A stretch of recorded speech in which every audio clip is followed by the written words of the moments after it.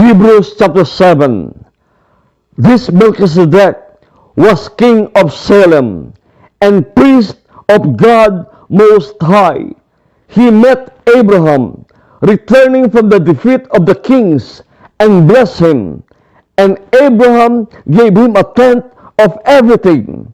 First, the name Melchizedek means king of righteousness, but also king of Salem means king of peace, without father or mother, without genealogy, without beginning of days or end of life, resembling the Son of God. He remains a priest forever. Just think how great he was. Even the patriarch Abraham gave him a tenth of the plunder. Now the law requires the descendants of Levi, who become priests, to collect a tenth from the people, that is, from their fellow Israelites, even though they also are descended from Abraham. This man, however, did not trace his descent from Levi, yet he collected a tenth from Abraham and blessed him who had the promises, and without doubt the lesser is blessed by the greater. In the one case, the tenth is collected by people who die, but in the other case, by him who is declared to be living. One might even say that Levi, who collects the tenth, paid the tenth through Abraham, because when Melchizedek met Abraham, Levi was still in the body of his ancestor. If perfection could have been attained through the Levitical priesthood, and indeed the law given to the people established the priesthood, why was there still need for another priest to come? One in the order of Melchizedek, not in the order of Aaron. For when the priesthood is changed, the law must be changed also. He of whom these things are said belonged to a different tribe, and no one from the tribe has ever served at the altar.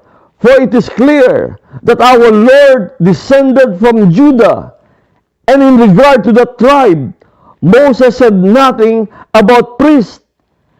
And what we have said is even more clear. If another priest like Melchizedek appears, one who has become a priest not on the basis of a regulation as to his ancestry, but on the basis of the power of an indestructible life. For it is declared, you are a priest forever in the order of Melchizedek. The former regulation is set aside because it was weak and useless, for the law made nothing perfect, and a better hope is introduced, by which we draw near to God. And it was not without an oath. Others became priests without any oath, but he became a priest with an oath when God said to him, the Lord has sworn and will not change his mind. You are a priest forever. Because of this oath, Jesus has become the guarantor of a better covenant.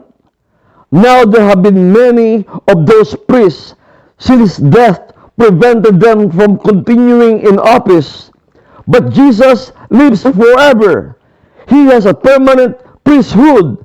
Therefore, he is able to save completely those who come to God through him, because he always lives to intercede for them.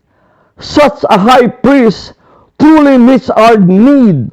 One who is holy, blameless, pure, set apart from the sinners, exalted above the heavens.